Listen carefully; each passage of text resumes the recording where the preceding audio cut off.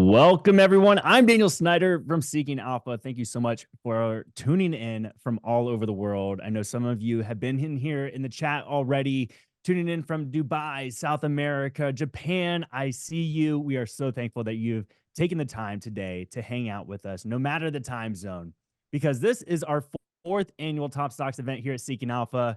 And I know many of you are coming back for the fourth year, so thank you so much for being with us from the very start. This has been a blast to put on every year, and it's a great way to start the year with fresh ideas from none other than Seeking an Alpha's VP of Quantitative Strategy, Stephen Cress. Now, before we jump into conversation with Steve today and go through these 10 picks, we do have to get a quick legal disclaimer out of the way, so stick with me for just a second. We are not advising you personally concerning the nature, potential value, or suitability of any particular security. You alone are solely responsible for determining whether any investment, security, strategy, or any product or service is appropriate or suitable for you based on your investment objectives and personal and financial situation. This presentation is for information purposes only. Content is presented as of the date published or indicated and may be superseded by future events. It represents my opinions and Stephen Cress's opinions, which may not reflect the views of Seeking Alpha as a whole. Past performance is no guarantee of future results, and Seeking Alpha is not a licensed securities dealer, broker, U.S. investment advisor, or investment bank. And now with that out of the way, some of you may know who he is, but for those of you that do not know who Stephen Cress is, he is a good friend of mine that I can say we've been working together for years on years here now. We do webinars all the time here on Seeking Alpha. If you caught any of those, you know exactly what I'm talking about. But Steve Cress has a long history in the financial industry, from spending a stint at Morgan Stanley, running a prop trading firm, as well as building his own fintech empire, really, which Seeking Alpha later acquired and integrated his quant system here into Seeking Alpha's platform, which I'm sure all of you are very familiar with. And if you're not, we're going to dive a little bit deeper into that today, maybe try to bring some light to some of the information that you need to hear about that. So if you have any questions, make sure you're dropping them in the chat. We have our team in the back here monitoring that, and we'll try to get into a nice Q&A section for you here at the end of today's event. So if you have any questions about the product, about Seeking Alpha Premium, about the quant system, dividend grades, anything like that, make sure you drop those there. Now, with that out of the way, Steve Cress, I want to say, first off, Happy New Year. Thank you for taking the time to do this once again. I know there's a lot of people here that are giving you your flowers for last year's returns. I mean, 2025 turned out to be an incredible year for your 10 picks. I mean, from all across the board, I know we're very, very excited to hear what's going on with this year. You're going to walk us through the macro environment and everything else. But before we dive into that, give a little quick disclaimer. Steve is a little bit under the weather, everybody, but we're going to push through today. So we really do appreciate you coming and bringing the energy today, Steve. So Steve, how are you doing? How's the new year starting off? Daniel, I'm doing well. And as always, thank you for organizing this and the many other individuals at Seeking Alpha and the financial content team, the quant team, the marketing team, the product team. A lot of hands go behind this webinar, and truly appreciate everyone's effort and the organization. I do have a little bit of a winter cold on the back of taking some holiday where I was skiing and in New York. Had a great time, so well worth the cold. Sounds like a rough life, Steve. It was a rough 2-week period. We work hard and we party hard, but we achieved good results. As you well know from our track record, this is one of my favorite presentations of the year. Doing the top 10 stocks, we've had incredible performance for 2022, 2023, 2024, 2025, and hopefully we're going to pick some great stocks this year as well. So a little bit about what we're going to do today, Daniel. We're going to cover the state of the financial markets from 2025 to add a little context and how that impacted our picks from 2025.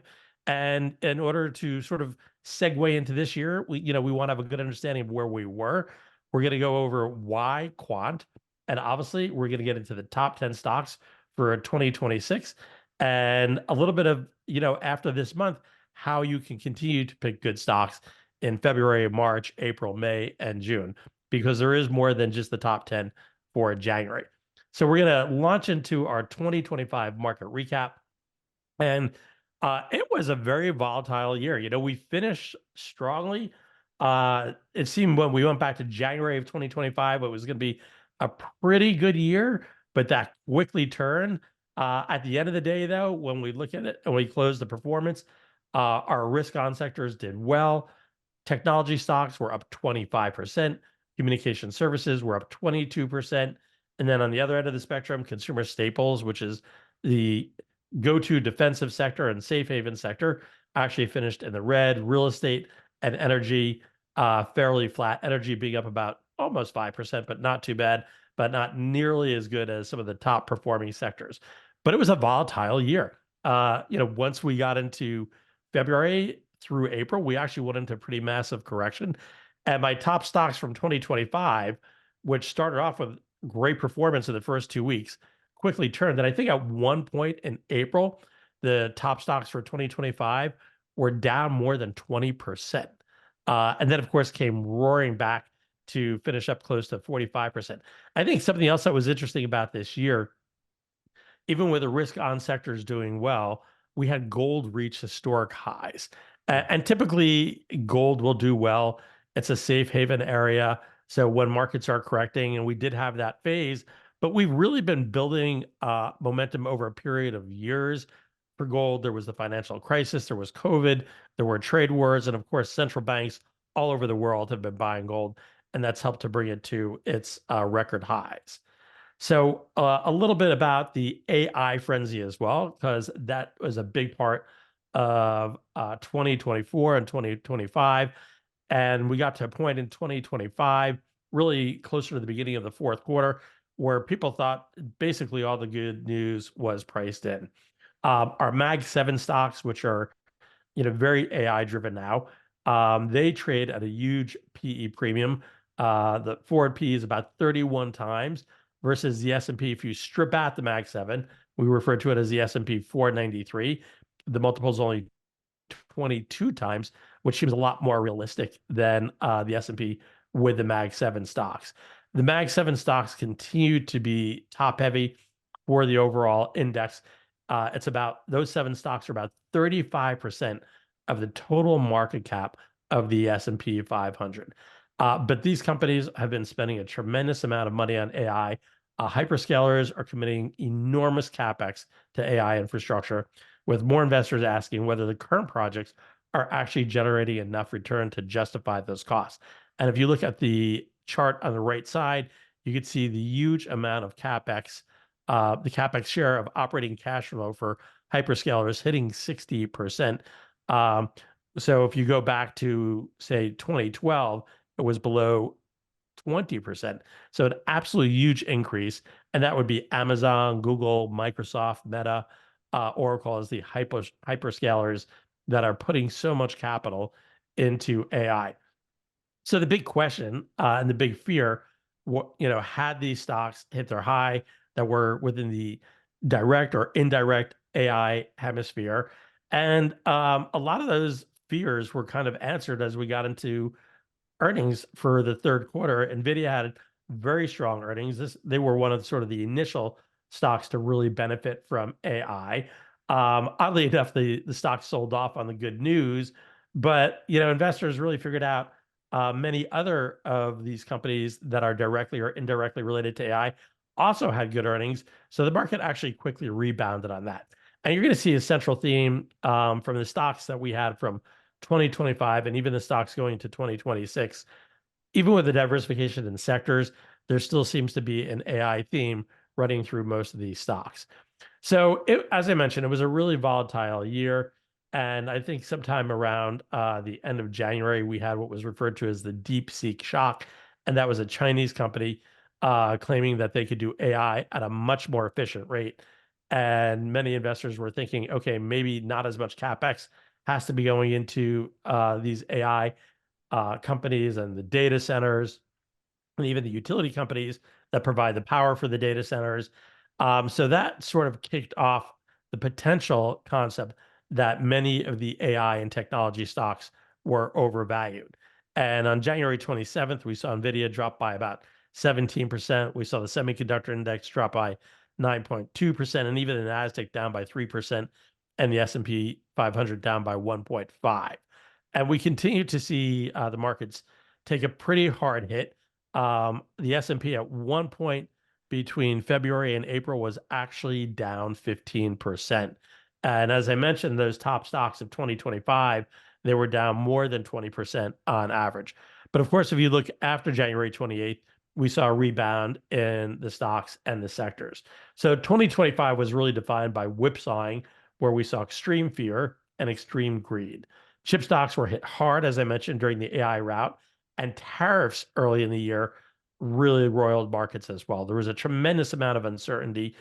Historically, economists and market strategists know that tariffs are not good for markets. And we saw the really some of the highest tariffs ever announced. But of course, the way that it was done, really the White House was leading with a bit of jawboning and deal making, as opposed to setting concrete tariff levels and keeping it there. We saw a lot of retraction on tariffs and coming up with levels that were much lower than expected. And by the time we got to, I think, that Liberation Day, especially where there was agreement with China on a flat tariff rate, things really started to rebound. But all in all, there was a lot of uncertainty from the end of January really through to the beginning of May. I'd say something consistently that did help the market, despite the tariffs, despite the extended stocks on AI, and fears surrounding the overall market. Corporate earnings were pretty strong throughout the year, and a lot of innovation from AI and those strong corporate earnings helped us provide some fundamental support to the market.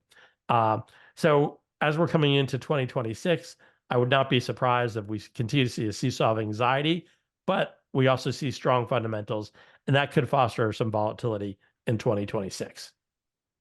As I said, we had Liberation Day, which was April 2nd.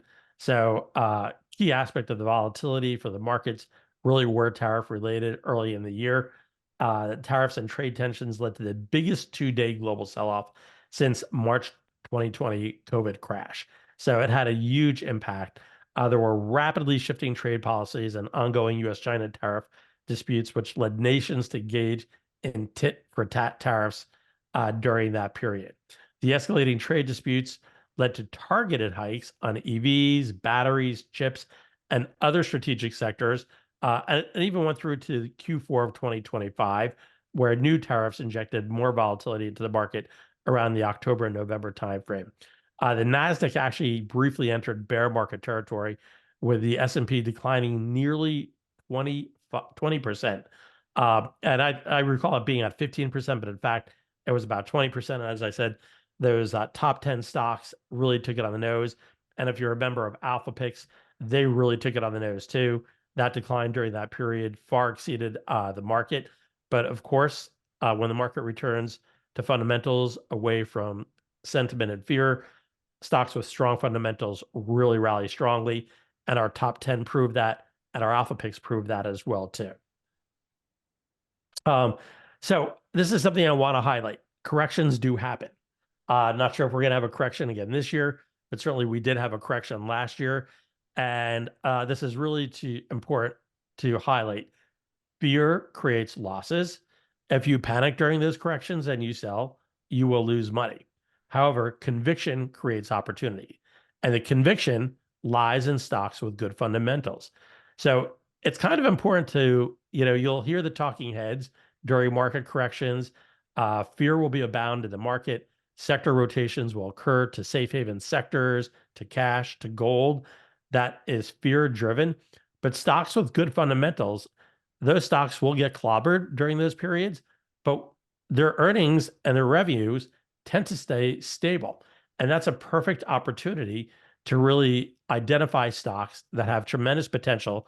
When you see that they're coming through with their earnings and their revenues, you just have to sort of ignore what's driving markets down. And I use a couple of quotes here. Panic selling during market downturns can lead to financial setbacks. We have Colin Roach, who said, the stock market is the only market where things go on sale and all the customers run out of the store. And he is a contributor for Seeking Alpha. And then going back in time, we have Peter Lynch, who was one of the most famous investors of all time from Fidelity, who ran the Magellan Fund. He said the key to making money in stocks is not to get scared out of them. And of course, Warren Buffett said, be fearful when others are greedy, and greedy when others are fearful. And a phrase that I've pretty much have coined, which if you have been on these webinars before, I say fear fades, the markets will always return to fundamentals. And it is so, so true. And on the right-hand side here, we have a chart that highlights, we did a back test and we went back to 2010 and we looked at 5 market pullbacks that were in excess of 15%. And we sort of used that 15% as the line in the sand. And the markets, of course, went down more than 15% in many of those cases. They went down 20, 25, 30%. But we sort of used 15% as that line in the sand. And if you purchase the market during that 15% pullback from those 5 periods, on average, the S&P 500, if you held on to it and you bought it when it was down 15%, the S&P 500 was up almost 50% 2 years later. So just sort of ignoring that noise and that fear, if you just pull the trigger when the market is down 15%, we found on average you're up 50%. If you purchase the top 10 picks on Seeking Alpha's quant system at that time of the 15% pullback, and I will tell you, our quant picks, which have very strong fundamentals, typically sell off far more than the market during those periods. If you bought the top 10 picks during that 15% pullback and you held it for 2 years, you were up on average 117%. So this is important because we did go through this period during 2025. There are many years where we do have pullbacks. Not sure if we're going to have it in 2026, but if you own the top 10 from 2025, you definitely witnessed a pullback in those stocks. And then you definitely witnessed when the markets returned to fundamentals, those stocks skyrocketed. So I really just wanted to take some time to highlight this chart here. So we do have conflicting economic data at this time, and that has led to the rate cuts that we saw in the fourth quarter. We had 3 cuts. Really, the inflation has always been a concern. We haven't seen inflation spike up, but it still continues to be sticky. But what the markets were really concerned about, it was labor data. And this labor data, which continued to get weaker and weaker, really acted as the inspiration and catalyst for the Fed to start lowering rates. We had a number of other events in May, and ironically, Moody's downgraded the U.S. credit rating during May, and that was pretty much the end of the correction. So it doesn't surprise me at all because it always seems like the rating agencies come in when the worst is over, and that kind of confirmed it. In a way, I feel like once Moody's downgraded the market, it actually started to rally from that point. So it's a contrarian indicator when these agencies tend to downgrade. But we saw a lot of major brokerage firms cut the recession odds following the tariff truce, and that really helped to elevate the market. The worsening labor data, in a way, that gave the market conviction that the Fed would be lowering rates, and we saw interest rate cuts in September and October, and that definitely injected momentum into equities. And of course, we then had the government shutdown, which delayed economic data and fueled further uncertainty, and we saw a third rate cut occur. So where does this bring us right now? Well, coming into January, we have on January 28th, the next FOMC meeting. And at this point, interest rate traders actually feel there is a fairly good balance where rates are and the economic data. So at this point, 85% of interest rate traders actually expect no cut in January of 2026. They're going to want to just see how the data plays out. They're going to want to see how corporate earnings come out. And eyes will continue to focus on the labor market and inflation. But right now, interest rate traders are betting that there will be no cut in January. So let's get to Quant. Yeah, Daniel. Real quick before we jump into Quant and go into the Quant system and why we follow this GARP strategy that you have here, we did a phenomenal recap of 2025 that you had mentioned. And one of the things that stands out to me as an investor is the rip of gold and silver and pretty much all the metals this year. So actually what I was going to do is I was going to go ahead and open a poll to everybody. Hopefully you can see it here on your screen of what metal do you think is going to outperform this next year as well? And we're talking gold, silver, platinum, palladium. And if you go on the market data page on here on Seeking Alpha and look at those 4 different metals for just all of 2025, I mean, it has been going off the charts. The entire metal sector is just going gangbusters. So it's just want to ask everybody right now, give you a second to take a drink there as well. Which precious metals will outperform its peers in 2026? And I'm gonna leave this poll open for a little bit, and we're gonna come back here in a little bit, and we'll go over the answers. All right. Cool.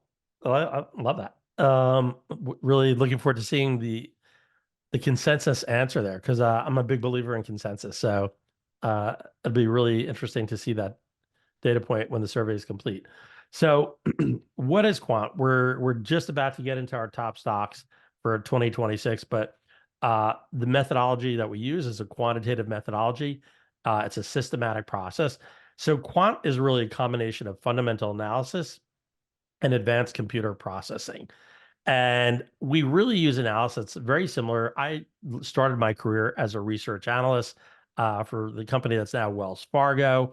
So my background started in research, and much of what I do through Quant incorporates fundamental analysis. And Daniel had just mentioned we use for our quant system what's referred to as a GARP strategy. So we look at stocks that have growth at a reasonable price, plus a little bit extra to our strategy. Um, we look at factors, investment factors, and I'm going to tell you those factors that we look at because we want companies that are collectively strong on value, growth, profitability, EPS revisions, and momentum. So there are 5 core factors that we assess and we rank stocks on. And when we rank them, we look at each of those metrics for a company and we compare it to its sector. And this gives us the ability to separate the strong companies from the weak companies within the sector, and it enables us to have a ranking. So our quant system is really a combination of using fundamental analysis, and the computer processing gives you the ability to look at 5,000 stocks and basically screen them on a daily basis. And we do run our model every single day. So you have a fresh directional recommendation coming out by usually 6 or 7 a.m. It takes about 2 hours to run. And we are going through millions and millions of bits of data. So when I was an analyst, uh, and with most analysts, whether at Merrill Lynch or Morgan Stanley or Goldman Sachs, you will cover a sector. And within that sector, you can cover about 20 stocks. But in reality, as a human being, you can only write so much research. And it takes time and effort to go through balance sheets, income statements, cash flow statements, and compare your companies to each other. So an analyst, really on any given year, they might only have 3 or 4 research reports on a stock, and they'll have alerts as well. And most analysts can only cover about 15 to 20 stocks. When we take computer processing, I could take those same metrics. And what we do in essence is we go through every company's balance sheet, cash flow statement, income statement, and hundreds of financial metrics. And through computer processing, we can go through those every single day. So where an analyst can only maybe refresh a research report 3 or 4 times a year, we refresh our reports every single day. So every day, the data for all the factors and all the metrics have been refreshed, and you're getting a brand new recommendation every day. So sometimes that stock will stay as a strong buy for a long time or a hold or a sell. Sometimes it'll flip back and forth. And the reason why it flips back and forth is because we're looking at all those data points relative to other stocks in the sector. So it's really fundamental analysis and advanced computer processing. And that's what Quant is. It's really not that big and scary. We're just taking the power of computers and conventional fundamental analysis. So we have a pretty good track record with our systematic model. If you look at the 5-year track record, you could see, and this is not an investable product that I'm pointing out here. This is basically showing you all our strong buy recommendations rebalanced on a daily basis compared to Wall Street analysts' strong buy recommendations rebalanced daily and the S&P 500. And you can see the quant system and the strong buys were up 221% over the last 5 years compared to Wall Street, which was up only 25%, and the S&P 500 up 65% for the same period. So you can see our GARP system clearly outperforms both the S&P and Wall Street. And taking us to the next chart, year to date, well, basically going over what was if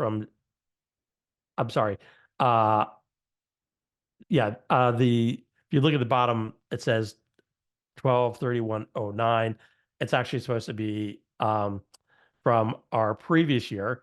So we were looking at a year to date for the final for 2026. The overall quant strong buys were up 30%. Wall Street strong buys were up 19%. And the S&P 500 on an equal weighted basis was up 12%. And the reason why on this chart I'm showing it on an equal weighted basis is our strong buys. We have a portfolio and we equal weight that. and we're also equal weighting the Wall Street analysts. So that just sort of gives you an idea on an apples to apples basis how it compares. The S&P 500 on a market cap weighted basis was a bit higher, but on an equal weighted basis, it was up 12% for 2025. So top 10 stocks recap from 2025. 7 out of the 10 names had generated positive returns in 2025, with 5 maintaining Quant strong buy and buy recommendations. AI adjacent infrastructure and semiconductor exposure, particularly in Celestica and Credo, were the standout winners. You can see the total change in Celestica. Looking below, it was up 198%. And Credo, another information technology stock, was up 88% during that period. But we had Urban Outfitters, which is a consumer discretionary, that was up 36%. We had OppFi, a small cap financial company, up 47%. AGX up 127%. Eat, which is a restaurant that owns Chili's and an Italian restaurant, Magno's, was up 10.3%. And DXPE Industrial was up 29%. We had 2 big losers. INTA was down 30%, and Learn was down 36%. So not all of them are winners, but overall, the performance was great. For 2025, our top 10 stocks were up 45% from January 9th to the end of the year. And here you can see that graph versus the S&P 500. So the S&P 500 on a market cap weighted basis was up 17.6%, and our top 10 stocks, as I mentioned, up 45.68% for 2025. So we had a really good year for 2025 for our top 10. If you looked at 2024 and you actually held the stocks, the return is even more amazing. So the return for the top 10 stocks for 2024, should you have held it to December 10th of 2025, you were up 356% versus the Mag 7 up 103%, and the S&P 500 up 47%. So I think we're really establishing a fairly good track record. And going back to 2023, if you held those stocks from January 5th, 2023 to December 10th, 2025, you were up 187% versus the S&P 500 up 85% for the same period. So if we're doing our job, hopefully we'll have some great returns for 2026 as well. So Steve, without further I ado, did want to mention as well, while you've Yeah. been talking, people have been going off here in the chat about some of your picks. I mean, even before we started this event, from the picks over the last few years. So people are definitely appreciating the value. Just so you know, Thank you. and your team, the quant system, not everybody fully understands it, and that's what we're trying to hear. Help everybody understand it a little bit better today, and why the GARP strategy can work. You know, as we mentioned, as we do these webinars in volatile times and market pullbacks, and when people feel like they feel a fear of market pullback, even though the market's still at an all-time high and it's like a 2 or 3% drop, and when everybody starts to freak out a little bit, the quant strategy continues to perform.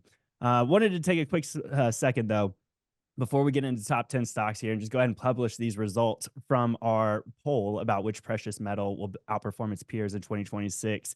And I saw a lot of people jumped in the chat, but the poll feature was, I should have explained this probably a little bit better, was directly off to the side underneath the chat button there. But silver actually takes first place for what people are expecting to outperform its peers in this year.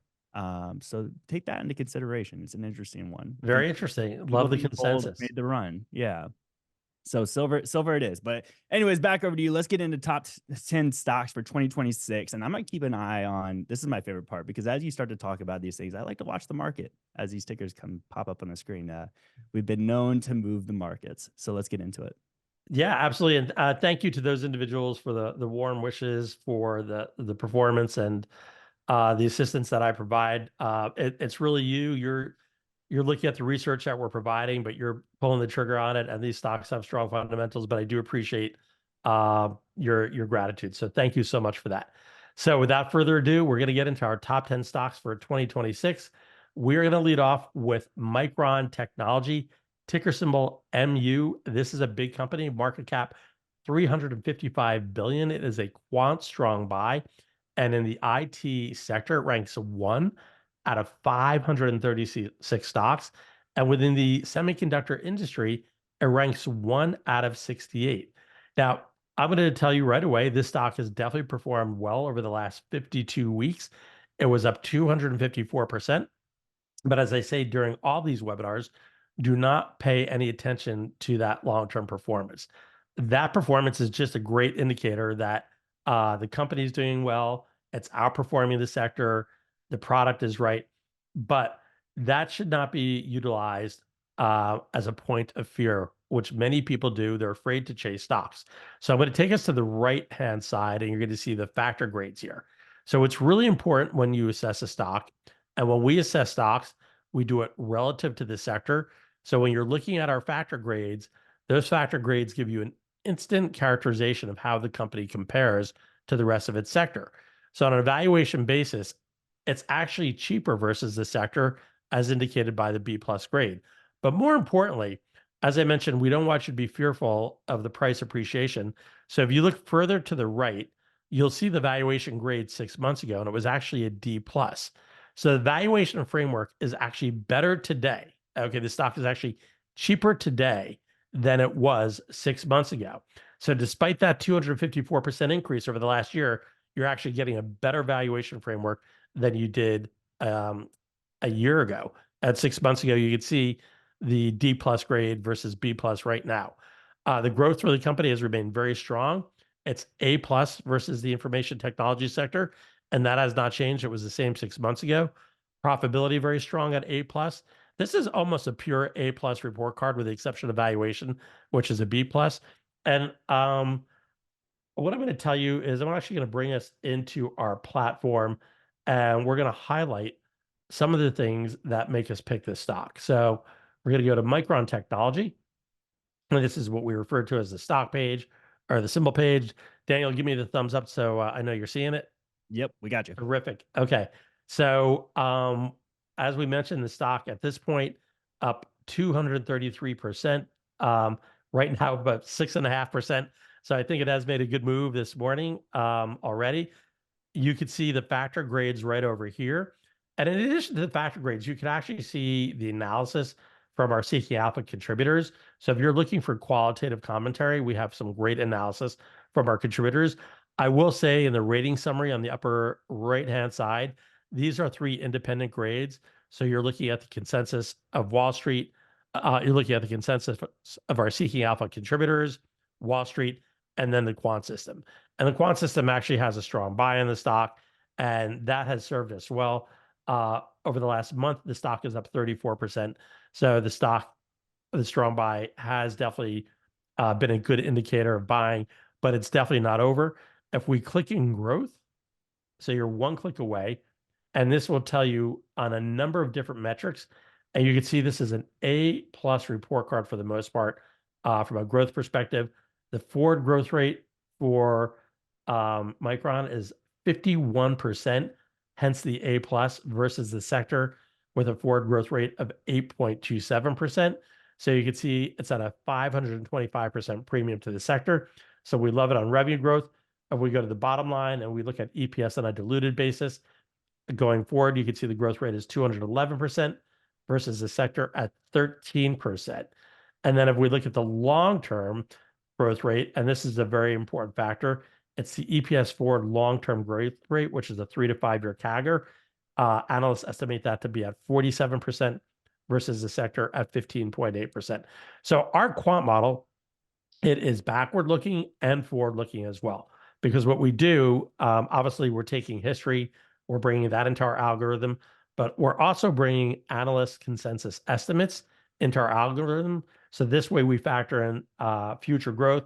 And again, we're looking at revenue growth, we're looking at EBITDA growth, we're looking at EPS growth. So we're taking those analyst consensus estimates and putting it into our model. If we look at profitability, you can see it's overall an A plus for Micron Technology. EBIT margin is an A plus. EBITDA margin is an A plus. Return on common equity is an A. You can see it's at 22% versus the sector at 6.3%. So we not only can compare it to the sector, but on most of these tables, you could actually look at the 5-year average. So right now you can see the return on common equity is 22% now. The 5-year average was 7%. So the current ROE is significantly higher than it was for the 5-year average, but also significantly higher than the sector. And I love that when that happens. When I have a company that looks good compared to its 5-year average, but also much stronger than the sector, that's a buy for me. Hence why Micron Technology is one of our top stocks. Going to take us back to the slideshow. Steve, I think we should mention real quick too, because people always ask us when we present stocks like this in webinars, they go, well, it's at an all-time high. Like, how am I going to buy now? The cool thing to remember is the quant system does update every single day, and price is one of those factors, right? Every Value day. of the And stock getting recap. I'm glad you mentioned that. So I'll take you to the valuation page because this is updated every day as well. So the stock is up a tremendous amount, but look at the forward PE. It's actually only 9.7 times compared to the sector at 24 times. So this stock on a forward PE basis is at a 60% discount to the sector. And if we look at my favorite metric, PEG, on forward PEG, which combines both PE and the growth rate into one metric, it's an A plus at 0.2 versus the sector at 1.66. This stock is at an 87% discount to the sector. So despite that massive run up in the stock, it is still immensely cheap compared to the sector. And obviously, as I pointed out on the growth, you can see the growth is significantly stronger than the sector. So this is why it's one of our top stocks for 2026. Back to the slideshow, we're going to go to stock number 2, Advanced Micro Devices, ticker symbol AMD. This is another information technology company, very large as well, market cap 363 billion. This company ranks number 17 out of 536 in the IT sector. And within semiconductors, it ranks 5 out of 68.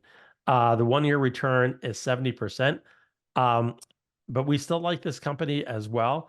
It had been a hold for a good portion of the year, briefly got into buy territory, back to hold. And one of the reasons why is because the valuation was at a D level. But you could see now the valuation framework, it's actually C minus versus D plus 6 months ago. So the valuation framework is slightly better, but the growth is still very strong. Profitability is very strong, but the momentum of the stock has picked up significantly. And momentum is a really important factor. And indeed, you could look at empirical data going back over 200 years. And of all these factors that we look at, and even if you break it down to like PE or ROE or price to book or revenue growth or earnings growth, one of the best and most predictable indicators is momentum as a factor. And importantly, the momentum grade now is an A versus 6 months ago where it was a C plus. So really strong factor grades from that standpoint. But the company has really good earnings growth rate as well. It has 45% EPS forward long-term growth rate for that 3 to 5 year CAGR, which, as I mentioned, is really important compared to 15% to the sector. Its forward ROE growth rate, not the ROE itself, but the actual ROE growth rate is 28% versus the ROE growth for the sector at 1.76%. So ROE for this company is growing much, much faster. And the PEG at 1.24 times is at a 25% discount to the sector. So I really do like it from that valuation standpoint. Our next stock is Ciena Corporation, ticker symbol CIEN, market cap 34 billion, a quant strong buy. Within IT, it ranks 3 out of 536 stocks. And within the communications equipment industry, it ranks 2 out of 38. The 1-year return on the stock is 166%. You can see the valuation is a D plus now versus C plus. So that has dropped, but you can see growth is an A minus. So it's still very strong. Momentum comes in at an A plus now versus 6 months ago where it was a B. Importantly, analysts like this company more now than they did 6 months ago. So you can see that revisions grade is a B plus versus the D. So I'm actually going to take us into the platform.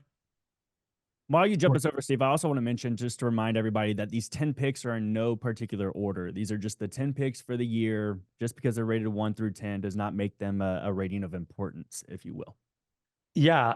And if you want to see, when you go to, if you are a premium or pro member, you'll see next to the Quant Strong Buy, there's actually a numerical data point, and those change slightly. So you can see in terms of the strength of the strong buy, you would see it there. You could rank it by that. But these are 10 stocks that we picked out of really probably the top 40 quant strong buys. And of course, there is an active management aspect to it because I'm picking these stocks out of our strong buys. We can see Sienna is now up 7.8%. So it's having a good rally on the day. Um, and what I wanted to highlight here is the EPS revision. So this is one of the reasons why we're highlighting the stock. You can see it's a B plus now versus a D 6 months ago. So analysts actually like this company more. And as we look at the EPS revision grade, you can see it's a B plus. So what this is, it's actually the quantity of analysts that are taking their estimates up or down. So in the last 90 days, we've had 15 analysts who have revised their earnings estimate up and 0 have revised it down. And that is for the full year. If you look over here, you'll see for the quarter, this is the upcoming quarter. In the last 90 days, 14 analysts have revised their estimates for the upcoming quarter and 0 have taken it down. So increasingly, analysts are really liking this stock. Hence, it's one of our picks, along with very strong fundamentals. If we look at the growth for the company, you'll see a lot of green here between A's and B's. If we look at the forward revenue growth, it's 19% compared to the sector at 8.27. And if we look at the EPS diluted growth going forward, it's a 55% growth rate compared to the sector at 13%. So I'm loving the growth. And in terms of valuation, it's a bit expensive, but if you look at my favorite metric, again, where you combine both growth and PE, it's actually at a 36% discount. So for me, I really like it on that peg basis. And a D plus, that still puts it in buy territory for me. Going to take us back to our slideshow. So that And valuation doesn't worry you, because I see some people in here going, "Oh, the valuation looks a little bit rich." anything that's sort of in a C minus, D plus, even D territory, if I have a strong peg ratio there, I still like it. The time that I pull back, and most stocks will go to a hold, it'll default to hold as if it goes from a D to D minus. Once a stock hits a D minus, that kind of says, you know what, this is getting rich. So the stock can be a hold. That doesn't mean sell it, but it does mean it's getting expensive. So it's something you just want to sort of hold on and pay attention to. And of course, if it flipped into F territory, you might likely see the stock go to a sell or strong sell, which just means it's going in the stratosphere. And the concern would be, especially if that peg is super expensive as well, that really means the stock is quite overvalued. So taking us to our next slide, stock number 4, Celestica. And this is one of the only stocks that has been repicked. It has been a tremendous winner for a top 10 stock, as well as for alpha picks as well. Market cap on this company is about 34 billion. It is a quant strong buy. In IT, it ranks 5 out of 536. And this industry that it's focused in is electronic manufacturing services, where it ranks 1 out of 18. Over the last 52 weeks, the stock is up 191%. Now, having said that, as Dale highlighted, a lot of people are sometimes fearful when a stock has made a big run. Let's go to the right-hand side. Let's go to valuation. And you will see the valuation grade of C minus is the same where it was 6 months ago. So the valuation framework hasn't changed at all, despite the stock going up. But you know what has changed is the company's growth. The growth factor grade is an A minus now versus a B 6 months ago. So growth is actually getting stronger for this company. Valuation staying the same. So it really makes it look attractive to us. This company, if you're not familiar with it, they manufacture complex hardware platforms for hyperscalers. Revenues grew about 28% year over year, and EPS year over year climbed about 52% in the third quarter. The forward EPS diluted growth rate is 51% versus the sector at 13%. They have about 550 million in cash from operations, and the PEG is at 1.31 times, which puts it at a 21% discount to the sector. Looking at stock number 5, Coherent, ticker symbol COHR. Market cap is currently 33 billion. Quant strong buy. Another IT stock, ranks 8 out of 536. This is also an electronic components company where it ranks 1 out of 21. It's had a wonderful return over the last year. But if we look at the valuation, we can see it's a C minus now versus a B minus. So it's still a bit rich. However, C minus really puts it in line with the sector. But the growth far outpaces the sector. So it has an A minus growth grade now. Profitability deteriorated a little bit, but momentum is very strong. And the EPS revision grade has actually improved over the last 6 months. And you can see Coherent has done incredibly well. This is a vertically integrated manufacturer leader, which serves high growth markets and AI data centers. And the stock has delivered 9 consecutive double beats of top and bottom line, which is very, very impressive. Earnings grew at 56% for its 3 to 5 year CAGR, which is quite strong. It has a 50% forward ROE growth rate. Again, not the ROE itself, but the ROE growth rate at 50%, which crushes the sector, which has a ROE growth rate of only 1.76%. And the PEG is at a 30% discount. So we are liking Coherent. Now we're going to take us out of the IT sector. Those top 5 stocks that we showed pretty much revolved around information technology. I like to have some diversification. So we're going to start with a financial. Many of you are familiar with the Allstate Corporation, ticker symbol ALL. It has a market cap of 53 billion and a quant strong buy. Within the financial sector, it ranks 15 out of 684. But within its industry of P&C insurance, it ranks 1 out of 53. So this stock has not had the same stellar return as many of the technology stocks. It is one of the largest publicly held personal line insurers in the United States, and Allstate is focused on its transformation growth strategy through AI underwriting. So let's take a look at some of the factor grades here. We could see that the valuation is actually more attractive now than it was 6 months ago. But again, the stock price not doing much over the last 52 weeks. However, what we do see, which is really impressive, is the growth for the company. So I'm actually going to take us into the platform. And we're going to go to Allstate. I'm going to put the symbol in. It's this easy. And it will take us right to the platform. So as you can see, in the last 6 months, the stock is actually up about 6%. And then we saw over the year, it's up about 11.5%. So not a major run compared to the overall S&P 500. The valuation grade I'm going to click on. The overall valuation grade is a B minus, but some of the conventional metrics look great. They're in A territory. So the forward PE for the company is 7 times versus the sector at 11 times. So it's putting it at a 37% discount on a PE basis. If we look at the PEG, it's Hey, at Steve, yeah. real quick, while you're highlighting these PEG ratios and PE ratios, can you try to highlight the numbers for me just so people can keep up with what you're looking at? Yeah, absolutely. So we're looking at the PEG right here. It's an A plus. The PEG ratio is 0.37 versus the sector at 1.07. So it's at a 65% discount to the sector on a PEG basis. And on conventional PE, the forward PE is 7.02 compared to the sector at 11.28, 37% discount to the sector. If we look at growth, the overall revenue growth is pretty much in line with the industry, but what looks really incredibly strong, let's take a look at the EPS growth on a year-over-year basis and on a forward basis.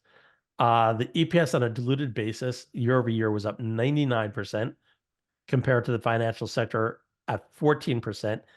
And the forward diluted growth rate, and this is one of the few companies where my forward number is actually way higher than my year-over-year number. The forward diluted EPS growth rate is 193% compared to the sector at 10.46%. So I'm actually loving this EPS growth rate for the company. Very strong indicator. Another strong indicator is that long-term 3 to 5 year CAGR growth rate at 18% versus the sector at 11%. So these really help give it an A plus in terms of its growth. And if we go to revisions, you can see analysts like the company a lot more now than they did 6 months ago. The revision grade is A plus versus 6 months ago it was a B minus. So analysts increasingly are liking this. So we're going to show you what that looks like. So the last 90 days, 21 analysts have revised their earnings estimate up for Allstate. 0 have revised it down. And for the upcoming quarter, 18 analysts have revised their numbers up and 0 have revised it down. So these are some of the really important things that I look at when I'm assessing this company. I think Allstate is really undervalued compared to the financial sector, and it has some incredible growth numbers as well. If you're interested, As I mentioned, many of our contributors have written about it. So you'll see qualitative commentary and you could look at what they have to say on it as well. Going to take us back to our slideshow. Stock seeing a nice pop as we're talking about it, Steve. Yeah, no, I think it's really undervalued. I really like this stock. Number 7, Insight Corporation, ticker symbol INCY. This is a large cap company, but smaller than the ones we've been talking about. Market cap on this is 19 billion. It is a quant strong buy. It is in the healthcare sector, and it ranks 19 out of 975 companies in healthcare. It is in biotechnology specifically, where it ranks 11 out of 470. The 1-year return on the stock is 42%. And you can see the valuation framework is almost unchanged. It's an A now versus 6 months ago, where it was A plus. Remember, this is all sector relative. So the valuation compared to the sector is extremely attractive now. The growth grade is A plus versus the sector. Profitability is an A versus the sector. Momentum is a B plus versus the sector. And analyst revisions, B plus. This has improved to B plus compared to 6 months ago, where it was C minus. So analysts are actually feeling a lot more positive on this company. And I will say this is one of the few biotechnology companies that actually has positive earnings. This company offers a diverse pipeline of therapies for cancer, blood disorders, dermatology. And I said, unlike many other biotech pharmacies, it actually has earnings growth rate. And the year-over-year revenue growth was up 18%. In terms of its earnings, it has a 206 forward EPS diluted growth rate. So its earnings growth is very, very strong compared to the sector at 10%. It also has an enormous amount of cash from its operations at 1.25 billion versus the sector, which is actually negative. In the healthcare sector, it's negative $10. On a PEG basis, it's 0.07. It puts it at a 96% discount to the rest of the healthcare sector. So really like this stock. That's a biotech, one of the few that actually has positive earnings. So I would definitely encourage you to take a look at this. Stock number 8, Barrick Mining Corporation, ticker symbol B, a quant strong buy within the materials sector. It ranks 4 out of 277. And within its industry, it's gold, but this is actually a bit diverse, and they're making big headway into copper. But within its industry, it ranks 2 out of 48, as Daniel mentioned before, and as I showed on a chart before, gold stocks and have done incredibly well. This stock is up in the last 52 weeks, 186%. But if we look at the valuation on the right side, it's still attractively valued. It was an A minus 6 months ago.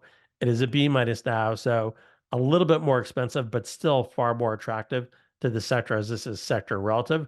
Growth comes in at A minus, so it's just as strong in terms of its growth rate. Very profitable at A plus compared to where it was 6 months ago. The momentum of the stock obviously is stronger than where it was 6 months ago. And importantly, analysts are liking this company more and more. The revision grade is A minus now versus 6 months ago where it was B plus. So analysts are picking up their revisions for the company. In terms of the growth, well, I should say, as I mentioned, they are a leading global miner, but their recent focus is actually on copper and the metal of electrification, which has tailwinds and energy transition, AI data center build up, and EVs. So they have a bit of diversification to where their mining takes place. In terms of its earnings, the forward EPS diluted growth rate is 46% versus the sector at 12.6%. They have a whopping 6.36 billion in cash from operations. That is a huge premium to the sector. And in terms of the PEG ratio, it's a 69% discount to the sector. Taking us to stock number 9, Wilden Group, ticker symbol WLDN. This is one of the smaller companies that we're recommending today. The market cap is 1.57 billion. It has a quant strong buy. It's in the industrial sector, where it ranks 5 out of 617 stocks. But within its industry of research and consulting services, it's 1 out of 39. This company has had an incredible 1-year return at 190%. But immediately, I want to take us over to the valuation. And you can see, despite that return, the valuation framework is the exact same now as where it was 6 months ago. But we're actually seeing an improvement in the growth for the company. On a sector relative basis, the growth is A minus, but 6 months ago it was a B. So that's a pretty nice bump up in growth for the company. Profitability is bumped up as well to B minus from C 6 months ago. And our momentum looks very strong, and our analyst revisions continue to look strong with an A minus there. In terms of its growth rate, it has a 61% EPS diluted growth rate, which is a 542% premium to the sector. Revenue growth for the company is 13% versus the sector at 4% for year over year. And the trailing peg is 0.54 times, which puts it at a 53% discount to the sector. So again, this being one of the smaller companies, but we really like the numbers that we're seeing. And our final stock, but not least, last but not least, is ATI. This company has a market cap of $16 billion with a quant strong buy. It's in the industrial sector as well, ranking 4 out of 617. And its industry is aerospace and defense, where it ranks 1 out of 62 competitors. Obviously, another good return, up 114%, but the valuation is almost identical to where it was 6 months ago. So that valuation is really in line with the sector. Growth is where it was 6 months ago. So we like it from that standpoint. Profitability has actually increased. So the company is becoming more profitable. It's a B now compared to 6 months ago where it was C minus. Momentum is an A plus, and the analyst revision grades is at an A. And interesting enough, if you actually look 3 months ago, that has improved at a full grade from just 3 months ago. So analysts over the last 3 months have increasingly been liking the stock, taking up their earnings. Growth rate for the company is 25% EPS growth, 110% premium to the sector. Cash from operations is 679 million, 73% premium to the sector. And on a peg basis, it's at an 18% discount to the sector. So Daniel, that is our top 10 stocks. Something I want to add about these top 10 stocks, and one of the reasons, a core reason why I picked these stocks is because of the amazing top and bottom line growth that we're seeing. If you look at the bottom of this table, on the left-hand side, you will see the average for the top 10 stocks for the forward revenue growth rate is 20%. So we're taking all the revenue growth forward estimates. It's 20%. The EPS forward estimates is 73% on average. If we compare that to the S&P 500, you're looking at the S&P 500 with a revenue growth rate of 6% and an EPS growth rate of 10%. So again, our top 10, 20% and 73% versus 6% and 10% for the S&P 500. And even comparing it to the Mag 7, which is 35% of the S&P 500, the revenue growth rate there is 17%. So our top 10 coming in with stronger growth, but notably, the Mag 7 stocks on average have an EPS growth rate of only 20% compared to our top 10 with a growth rate of 73%. So this, I think, is a very telling chart. And then you can see each of these individual boxes for all 10, which shows you for each company where the forward revenue growth rate is and the EPS revenue growth rate is. So I think this is a really telling chart. One of the reasons why we like these stocks is these are growth companies and crushing the S&P 500 as well as the Mag 7 in terms of its growth. So this is January. These are our top 10 picks. There are more months in the year than just January. And if you want assistance for February, March, April, May, June, July, August, September, October, November, and December, there is a way to get assistance for that. I do have 2 products that I created where we help provide the research for you. One product is called Alpha Picks, and the other product is called PQP. We actually started Alpha Picks about 3.5 years ago. Alpha Picks is a really easy, user-friendly product. If you don't like investing in a lot of stocks, but you want some good ideas, we send out our 2 favorite stock picks each month. On the trading day closest to the 1st of the month and the 15th of the month, we'll send you a quant strong buy. And if you look on the right-hand side, you can see since just over the last 52 weeks, really for 2026, the portfolio did quite well. Alpha Picks was up 41% versus the S&P up 16% for the same period. Typically, any month, there's just going to be 2 to 3 trades. So it'll be those 2 buys, and occasionally there'll be a sell. So maybe that is, the 3rd trade. Alpha Picks a little bit more conservative than PQP. we look at stocks that are predominantly in the US and they have to have a market cap above 500 million. We're also looking at stock prices above $10. PQP is for those who are a little bit more adventurous and want more than just 2 ideas a month. So the Pro Quant portfolio is actually 30 equally weighted positions, and we rebalance it every Monday. So any given Monday, you'll have on average 2 to 3 new stock recommendations. It's definitely broader in terms of the universe of stocks because we're looking at US stocks plus ADRs from all over the world. Um, Both platforms, you get detailed analysis every time there's a stock pick. We also do webinars for each one of them. And the turnover, I would say, is definitely far higher for PQP because it is a fixed portfolio of 30 stocks. We're taking names out pretty fast and bringing new names in. And it's very focused on sort of the top quant stocks on a weekly basis, where with alpha picks, we're looking at just 2 a month. But you can see the Pro Quant portfolio on the right-hand side. We actually just started that in June. So it's only 6 months of performance. You can see the Pro Quant portfolio is up 26% compared to the S&P 500. And here I do it on an equal weighted basis because it's an equal weighted portfolio. So the S&P 500 for that period is up 9.67% compared to the Pro Quant portfolio up 25%. Bottom line is these quant ideas, they perform very well. Our strategy is a GARP strategy where it's growth at a reasonable price with a couple little extra add-ins there.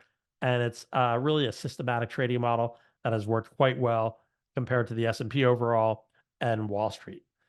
Thank you so much for your time. I hope that wasn't too long. We covered a lot during the presentation.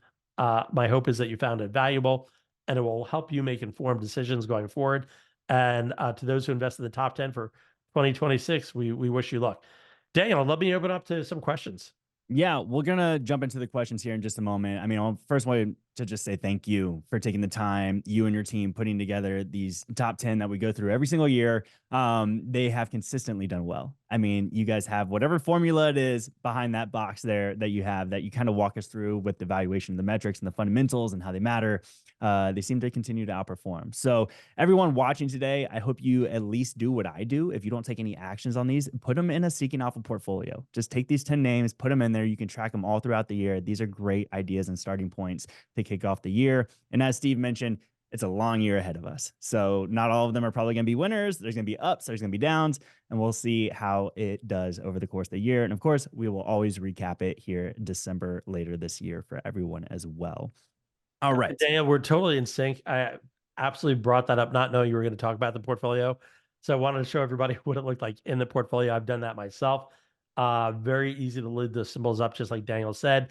But importantly, you can look at the quant score. So if anything drops to a sell or a strong sell, you'll know and you'll get that update when it happens by using the managing alerts. Something I also wanted to highlight here is if I go to the earnings page, and this is something that's really important to me. If we hit a period again where the market corrects, and I'm not saying the market's going to correct, but if it does, and you're asking yourself what companies have strong fundamentals, something I love to look at is the EPS numbers as they get reported. You could see here these companies recently, the most recently reported from December through October. Only one of the stocks fell a little bit short. That was Barrick Mining Corporation. All the others surprised to the upside. I cannot tell you how often when markets pull back and these companies report that they actually surprise to the upside. So that's a very good indicator that fundamentals are strong, and you ignore the stock price that could be going down 5, 10, 15, 20%. If you continue to see earnings for both top and bottom line come in strong, you know you have a good stock with good fundamentals. So I sort of really wanted to just highlight that. If we go to our growth page here, you could look at the forward revenue growth and you could look at the EPS growth rates. You can see it's just tremendous for these stocks. So we're really giving you some companies that have incredible growth rates for both top and bottom line. And you could always check the health score. And if you're looking at the health score, you could see all 10 of these stocks are strong buy. It says, awesome. You have 10 stocks that are highly rated. And this will show you how you compare to others. This portfolio of 10 stocks, it says your portfolio is in the top 1% of all portfolios. So, and that would be based on the quant rating. So love to highlight that. And again, I'm just looking at the holdings every day, and I can see the performance today so far for these stocks has been fantastic. We have Sienna up 7.28%, MU up 7%, Insight up 4%, but a couple losers today. ATI, which is the Aerospace and Defense company, is down, and we have Advanced Micro Devices down a little bit too. So probably a great opportunity to pick those up. Daniel, questions? Yes, real quick. I saw some people asking in the chat here just a second ago about pricing for AlphaPix and PQP. If you want to get interested in those, AlphaPix is $4.99 a year. It is that system provides 2 stock picks every single month throughout the year. As Steve was mentioning, there are more pick ideas that always come throughout the year for that product there. And Quant portfolio, which is more of the active trader approach. You're doing buys and sells almost every week, it seems like. The whole system is laid out on Pro for you there. Seeking Alpha Pro currently has a $99 first month option going on, and then it is a renewal of $2,400 a year for that subscription. If you have any questions about that, you can always reach out to us, subscriptions@seekingalpha.com. We'll put that in the chat here as well, but subscriptions@seekingalpha.com, and we can help you with that there. So, Steve, let's dive into some questions about Daniel. I just want to highlight something really quick there. As I mentioned, Alpha Pix has been out longer, but little known fact, the whole reason why we came up with the Pro Quant portfolio is we actually did a survey for our Alpha Pick customers, and they wanted more than just 2 picks a month. That's why we created the Pro Quant portfolio. So again, higher frequency with Pro Quant portfolio, higher price as well, but both have excellent performance. All right, Q&A, Daniel. Let's hear it. All right, let's get into it. So people are wondering, first and foremost, we were kind of talking about the different model portfolios you have and then these top 10 picks, but kind of year over year, how much of an overlap is there between your top picks you present now versus what may pop up in one of those other model portfolios? Yeah, it varies a little bit. If we're looking at PQP versus Alpha Pix, there will be some crossover, but keep in mind, Alpha Pix is focused really on US securities, and PQP is looking at all market cap. So by example, like Alpha Pix, the market cap has to be on over 500 million. PQP has a lot of smaller companies in it, and it has a lot of international companies in it as well. So if you're looking at the full list of 30 stocks, compared to the number of stocks in Alpha Pix, there will be variation, but there'll be some crossover. All right. James had written in a specific question that he wanted me to ask you, so I wanted to make sure we got to this one as well. He said he's curious about if your top picks for 2026 incorporate the rapid growth of the aging U.S. population. Is it in your opinion that this will drive significant demand in healthcare and different sectors like that, housing, medical technology? Does any of that get factored in when you go to select these picks? It does not. Our model is a bottom-up model.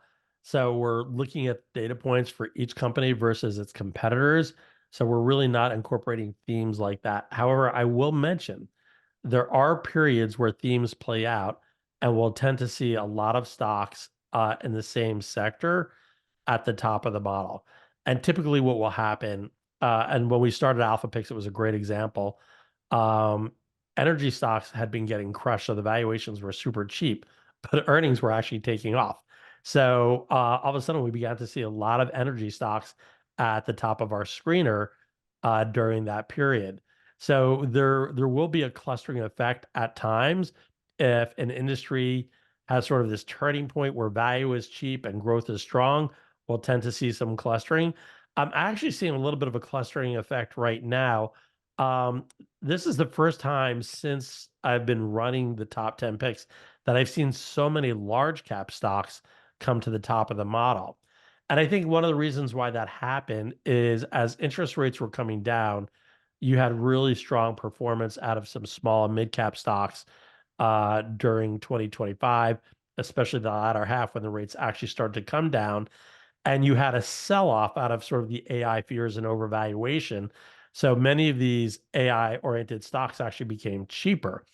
So what we're facing here is companies that look a little bit better on valuation, but as you can see from the revenue growth rates and the EPS growth rates, they are stellar. So we're seeing a bit of a clustering of these larger cap stocks, not the Mag 7, okay? And to be clear, the growth rate for these companies is far stronger than the Mag 7, but these stocks were impacted to a certain extent. Again, many of them are close to the 52 weeks highs, but they did suffer some weakness during the fourth quarter when we sort of had the AI overvaluation fears. Steve, there's a lot of audience members here today that were kind of blown away. And I think I was personally as well, that there was no energy names within your top 10 stocks this year. And that I think there's a lot of correlation throughout 2025, how people were talking about data centers and how they're going to be so energy hungry. Then wondered, did you have any thoughts about why maybe an energy stock didn't make this list? Yeah, we're just not seeing strong enough growth from those energy companies. So like when we started Alpha Picks, the stocks were getting hammered, but there was actually fairly good growth from the energy companies. And that's why there was such a clustering effect when we started Alpha Picks. Not seeing that right now. And I think, as people are aware, energy prices have actually been getting lower and lower. Even with what's happening with Venezuela, you had a little bit of a pop in many of these energy stocks. But in reality, what it actually means is that there's going to be more supply added to the market. And if you have a lot of supply, and I think the administration wants to see oil lower, and they're going to pump as much as possible, that will mean potentially lower earnings for these companies. So that's why we're not seeing a lot of energy stocks at the top. All right. Well said. Well said. There was a question here. Why are stocks in the quant model compared to their sector and not their industry? Very, very good question. So in our quant model, we need a lot of data, and often industries are too small. So sometimes there'll only be, 5 or 10 companies in an industry where sectors will have many more companies. So in order to decipher the weak companies from the strong companies, we take a look at the sector because there's more data points to assess. Um, you can break it down to industry, and that we do. So we show where a company does rank in the industry, but in terms of the actual comparison, we're using it against the sector because it gives us more data points. Well said. All right. Following up here, can you explain why the Seeking Alpha system outperforms Wall Street analysts who have what they think are stronger tools for predicting markets? How do we achieve that outperformance? Well, I might be biased, but I think we actually have one of the strongest tools on Wall Street. This is a system that I created, and I didn't just create it a couple years ago when Seeking Alpha acquired the company. I used to run a prop trading desk at Morgan Stanley. I worked there for about 14 years, and we developed these quant strategies over a very long period of time. And I would put many of these quant strategies up against Bridgewater and Renaissance, and I believe we have definitely shown stronger performance than many of those hedge funds. Uh, but what we have done through our quant system is taking essence, which is almost like rocket science, and making it very user friendly for people to understand. So this way, when we go to any of these pages here, there's a lot that goes behind the algorithm and the modeling, but we basically break it down so you could look at valuation, growth, and profitability, which are it's sort of the mother's milk to investing. You want a company that has a good valuation framework, good growth, good profitability. And we take all those data points and we boil it down to these grades. So you get that instant characterization of where a company is compared to the rest of its sector. And that's, in essence, what these big quant hedge funds do. They just don't make it user friendly. And part of what I developed and why Seeking Alpha acquired my company is because we took something that was so advanced and we made it very user friendly. Yeah, we heard a whisper on the street that you've been around the block, and we figured you had enough knowledge, I guess, huh? And we definitely been on the block for a while. Just a little bit. Been in the industry just for a little bit. Steve, I was going to ask you real quick. Actually, asking Daniel, about, I just lost. We lost you for a nanosecond. Can you repeat that? yeah, I was going to follow up. I was going to say maybe we can jump over to the platform for a second, and you can Sure. kind of show people the screeners capability that the quant system runs on, and how you kind of see these specific sectors that you were talking about earlier populating at the top of these screener charts. Yeah. So here you can see the top 10 stocks for 2026. And what I'm going to do is I'm going to scroll down to the stock screener. And you could actually see, looking at there's basically you can create your own screens or look at Seeking Alpha's pre-baked screens. And you could look at all stocks, top rated stocks, top quant dividend stocks. There's a lot of stocks by category. And if I select stocks by quant, this is a general screen. So I've added additional levels, but these are all quant strong buys. So there are a couple extra parameters that I use for picking my top 10. But you'll see Micron is at the top, Sienna Corporation is at the top. Um, we scroll down a little bit, you'll see Celestica, Barrick Mining. And again, I'm looking to add a little bit of diversification in sectors as well. So you'll see many of these stocks coherent at the top of the stock screener. So again, we're looking for quants stocks that are strong buys, and we provide this wonderful screening tool that really helps you. So you don't need me to be here at the beginning of January presenting. You can come on this anytime. It is still a lot of work, and that's why we created Alpha Picks in the Pro Quant portfolio, where we do the work for you. But if you want to do the work on your own, any single day, you can go to any of these screeners. And even if you want to say, if you're interested in just say technology stocks, you could scroll down, or small cap stocks, top growth stocks, top healthcare stocks, top technology. You could just click here. So you could look at different sectors, and we break it down for you by technology or consumer staples or energy. And you'll see a ranking on the stocks. So if there's a particular sector that you like, you have the ability to do it. So that's technology stocks. As I scroll down, you will see that there's the healthcare stocks, consumer staples. Here's consumer discretionary. I'll click on that. You can see General Motors tops the list there. Wayfair number 3. Vince Holdings number 4. GTX GARP Motion number 5. So lots of different ways for you to pick stocks. If there's a particular sector that you believe in at the time, we give you the ability to do that. And just a reminder to everyone that the quant system is running daily before the market opens, hours before the market opens even. So all of those data points are updated every single day. So you may see those screens change every single day. So something to keep Absolutely. on, because I saw some questions in here about that as well. All right, Steve, we got to talk about the top 10 picks, though, that you presented here today. People are kind of wondering, is there a methodology? How long do I hold these stocks? Do I sell these stocks? What do we kind of lay out with the top 10 picks that we present here today? Okay, so you can see there's a quant rating here. All right. I myself have the stocks from 2025. All the stocks that have a hold, I still own those stocks. I often say a hold does not mean sell. And in fact, in our Alpha Picks product, stock will stay, could be a hold for 180 days before we sell it. So sometimes the valuation will get a little bit expensive and it becomes a hold, but often the stocks can continue to do well because the growth is so strong. What I will tell you is if you load up the stocks on this portfolio, and I would definitely encourage you to do that, you create the alerts. If any of these stocks goes to sell or a strong sell, that's when I get rid of it. Steve, do me a favor and click on that manage alerts button real quick, just so we can show people the pop-up that pops up and how you can set the quant rating alerts, right? That's Right the there. That right. easy. Go ahead and click that on the portfolio. That's why I highly encourage everybody, at least go put these 10 names in a portfolio on your Seeking Alpha account. You'll also get the breaking news and everything else to keep an eye on these companies, but that is a powerful feature right there as well. Yeah, as soon as it changes, you'll get an email on it. There you go. All right, Steve, question is always popping up. We answer it pretty frequently, but we got to let the people know here now as well. Why don't we just turn these into ETFs? Well, we're not an asset manager. We provide investment research. Asset management's an entirely different business. Brokerage is an entirely different business. So we're here to provide people with the best investment research we can, whether that's through our Seeking Alpha contributors or our quant grades or our REIT grades or our ETF grades.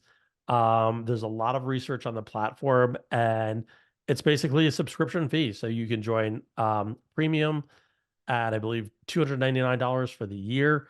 I don't think you're going to find another source of investment research that costs as little.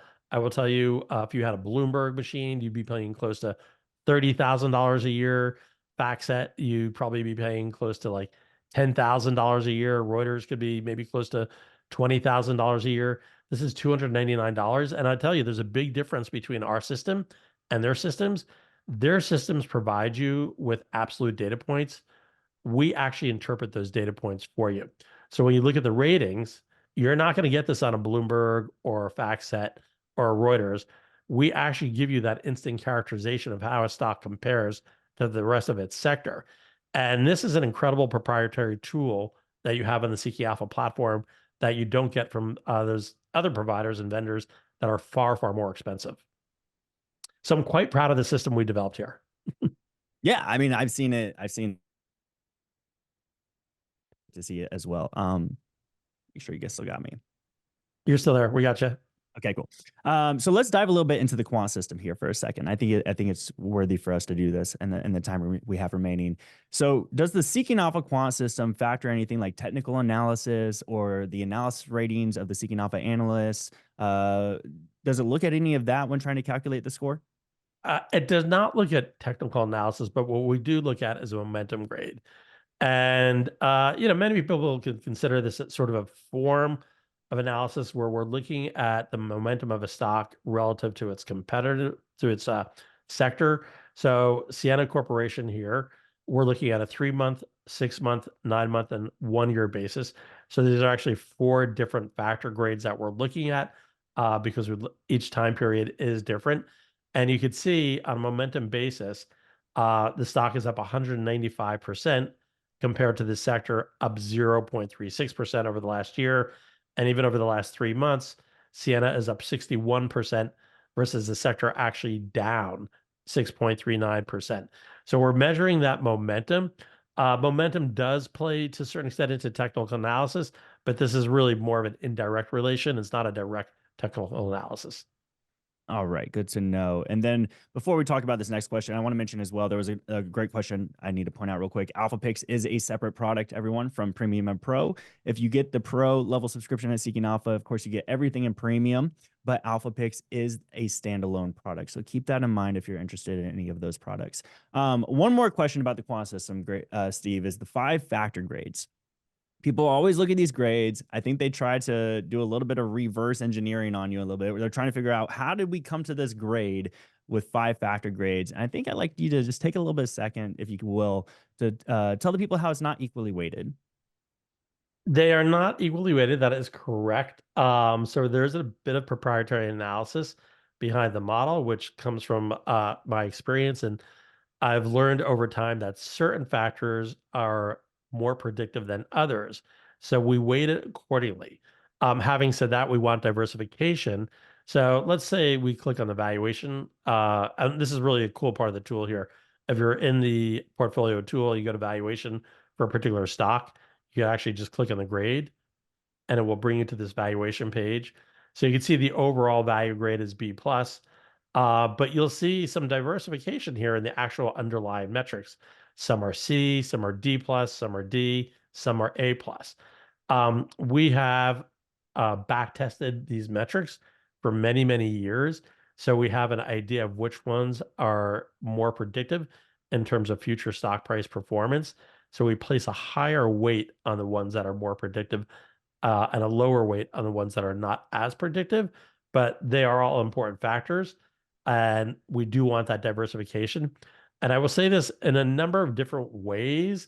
When you look at diversification, whether it's through market cap or through styles, diversification is very important. It minimizes your risk and it maximizes your long-term potential.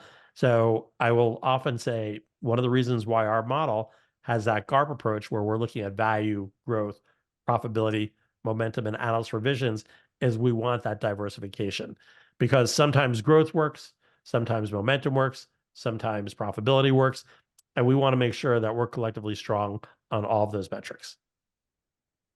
Yeah, and Steve, if I can mention as well, I think that's why people we like you, we trust you, is because we know you put these 10 picks together. It's a diverse portfolio, and we don't expect every single one to work, but we do expect to have those winners, which we coined the term winner circle, which started with alpha picks. Is you do have those stocks that enter the winner circles with massive returns that make the entire portfolio work, which I think we all really appreciate. And there was a request in here that we dive a bit more into dividends, and we'll do that in the webinars to come this year, everyone. So please stay in touch with us here on Seeking Alpha. If you're watching the replay, you're seeing all the replays here on Seeking Alpha's video hub. You can always find the webinars replays. And Steve even has his own playlist. We call it Quant Research, where we're putting out webinars here about the quant system and stock ideas throughout the year. So Steve, we're pretty much at the end of time here. I'm going to go ahead and let everybody have their last 5 minutes back, but I just wanted to give you an opportunity. We're kicking off a brand new year. Everybody's hoping for the best. We know it's a midterm year. We know there's geopolitical stuff going on in the world, and we're all looking for hope and hopefully some nice value return. Is there anything you want to leave everybody here watching today? Maybe like that last one little thought to keep in mind. Yeah, no, first off, I want to thank everybody at Seeking Alpha for helping to put this webinar together. Took a lot of members to do it. And just as importantly, I want to thank all the viewers for attending this presentation today. I hope you find it useful. As I indicated during the presentation, markets can be volatile. Don't pay attention to the volatility. Try to stay consistent. Be in there buying stocks every single month, whether it's good news or bad news. It's particularly when the bad news is out there and the stocks are falling apart that it's the most important time to be buying securities. And that will provide you with your best returns, as we indicated through that one chart where we looked at the last 5 market corrections.